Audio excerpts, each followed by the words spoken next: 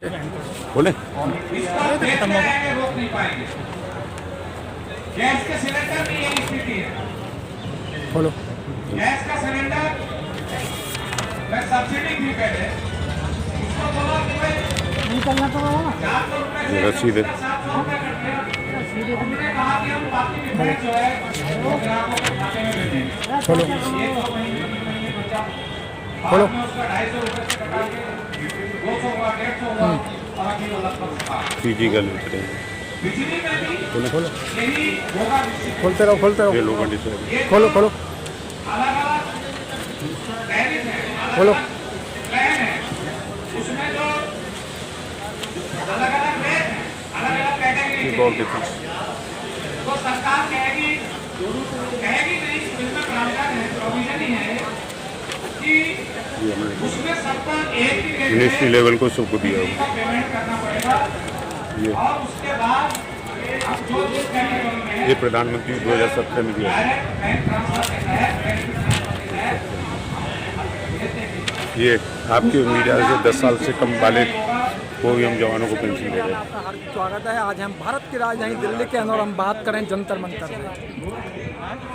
एक तरफ पूरे देश के अंदर हाहाकार मच रहा था, दूसरी तरफ जो देश के रक्षक हैं जिन्हें फौजी कहा जाता है और हमारे देश के अंदर जो 3 सेना है, थल सेना, नौसेना और वायुसेना, तो हमारे बीच में जंतर मंतर पर जो ये बैठे हैं साथी, आइए हमसे जानकारी लेते हैं। सर आप क्यों बैठे हो, क्या नाम है आपका? मेरा नाम छेदालाल साक्य है, आगरा के रहने वाले हैं। हाँ। और जंतर मंतर पे हम न्याय मांगने के लिए आए हैं। सन 82 में थल सेना में पायनियर कोर में हम भर्ती हुए थे और सन 95 में हमें लोकल डिस्चार्ज दे दिया गया था। जबकि मेरी सर्विस 14 साल थी। गवर्नमेंट ये कहती है हम 10 साल वालों को पेंशन देते चले आए, जबकि मेरी 14 साल थी। आज तक हमारा फंड, ग्रेजुटी, बीमा वगैरह सब रोक दिया गया, कोई भी एक भी पैसा नहीं मिला। क्या कारण हुआ आपका रोकने का, जबकि तो ये तो फोर्स के अंदर डिस्चार्ज का तो कोई मामला ही नहीं है?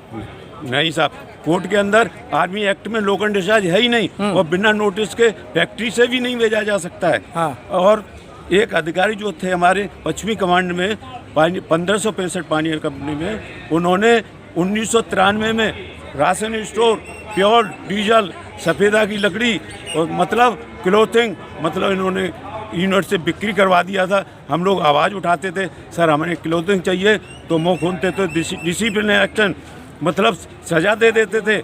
अगर ने का आगे कहीं रिपोर्ट करते हैं तो भगोड़ा शो कर देते थे। मतलब इनकी ये भावना थी। तब हमने लेटर आर्मी हेडक्वार्टर राष्ट्रपति को दिया था और रक्षा मंत्री को दिया था, चीफ और उसके पहले जो थे अधिकारी थे उनको हमने लेटर दिया था। ये रंगे हाथ पकड़े गए और इनके कर्नल से मेजर बना दिया गया। इसलिए हमें बदले की भावना से मेरे साथ में ऐसा अन्याय करते रहे। कौन थे अधिकारी, क्या नाम था उनका? NK अग्रवाल और BK अग्रवाल दोनों जो है रिश्तेदार थे, इन्होंने मिलकर ऐसा किया था। अच्छा, जो माल इन्होंने बेचा है, क्या ये और बटालियन में जैसे कि अधिकारी को मालूम था इसमें कि भाई ये माल बेचने, पेट्रोल और ये क्लॉथ वगैरह, लक्कड़ वक्कड़? अधिकारी को नहीं, जैसे हम वहाँ पर ड्यूटी करते थे। हाँ। तो मेरे पिताजी माताजी का देहांत हो गया था, हमने होम पोस्टिंग मांगी थी, इन्होंने हमें होम पोस्टिंग नहीं दी और उस वजह से नहीं दी जो कि हमने इनको चोरी के केस में फंसा दिया था। मतलब उसकी आवाज़ जो है बदले की भावना से इन्होंने मेरे साथ में ऐसा किया। तो अभी आप जो यहाँ बैठे हैं, आपने क्या प्रधानमंत्री को, राष्ट्रपति को या अपने आला अधिकारियों को अवगत कराया है हाँ जो आपके साहब, साथ? हाँ। 2017 में प्रधानमंत्री जी को हमने लेटर दिया, बोला कि साहब गरीब आदमी हैं और मेरे साथ में अन्याय हो रहा है। कोई बात नहीं सुनी गई। हो सकता है उनके नॉलेज में आई तो कागज़ की जो कचड़े की डिब्बी में फाड़ फूड़ के फेंक दिया गया हो।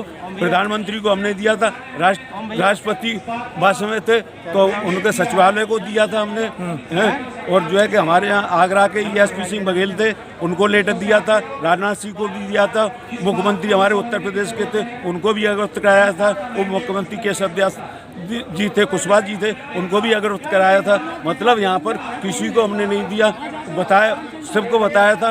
राज्यसभा अध्यक्ष को भी लेटर दिया, लोकसभा अध्यक्ष को दिया, फिर भी आज तक हमारी कोई सुनवाई नहीं की। हमारा पर्सनल फंड है, आज तक वो भी रोक लिया गया। अब बताओ हम कहाँ, हम तो सबसे अच्छा है वो भैया, हम तो उसी मर रहे, हमें गोली मार दो बोल रहे, न्याय तो खत्म हो जाएगा, हम आवाज़ ही नहीं उठा पाएंगे। आप यहाँ जंतर मंतर तक आ गए और यहाँ जंतर मंतर पर सभी लोग अपनी मांगों को लेके आते हैं। अब आगे का क्या रास्ता है? अगर आपकी बात नहीं सुनी जाती, आज ज्ञापन किसको देंगे? ज्ञापन हम जो है राष्ट्रपति जी को भेजा है और रक्षा मंत्री जी को भेजा है। नहीं, आज ज्ञापन किसको देंगे? राष्ट्रपति जी को और रक्षा मंत्री जी को। तो क्या लगता है आपकी बातों को सुनाई की जाएगी? आपके ज्ञापन पर विचार विमर्श किया जाएगा? आप जैसे महान लोग, जब कोई नहीं होता ऊपर कहते ऊपर वाला सुनता है, तो आप जैसे महान लोग जब मेरे सामने आ गए, मेरी आवाज़ जाकर जाएगी, हजारों के बीच में जाएगी, तो आप जो है ज़रूर सुनी जाएगी, हमें पूरी उम्मीद ही है।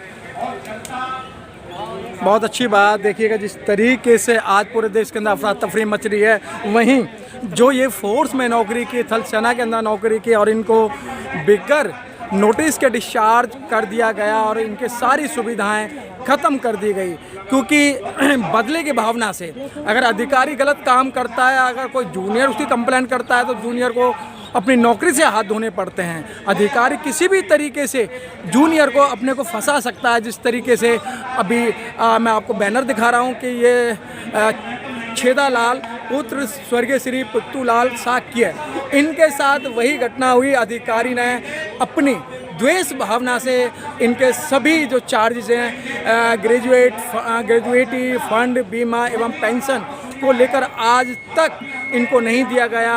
उत्तर प्रदेश ही नहीं, गृह मंत्री और अपने मेंबर ऑफ पार्लियामेंट और राष्ट्रपति सभी को ज्ञापन दिया, लेकिन अभी तक कोई इनकी गौर नहीं हुई। तो सर, अगर आपके ये राष्ट्रपति को आपने ज्ञापन दिया, प्रधानमंत्री को ज्ञापन दिया, अगर इसके बाद क्या आपकी अगला कदम होगा? हम तो ये कहते हैं, बोला साहब, राष्ट्रपति जी को हमने ज्ञापन दे रहे हैं और प्रधानमंत्री रक्षा मंत्री जी को दे रहे हैं। हम ये सोचते हैं, बोला कि हमें ज़रूर न्याय मिलेगा, और अगर आप न्याय नहीं हमें दे सकते हो तो बोला कि हम ऊँचू मर रहे हैं तो गोली मार दो या जान से मार दो, तो हमारा परिवार ही खत्म हो जाएगा, तो हमें न्याय वो हो जाएगा। ठीक है सर।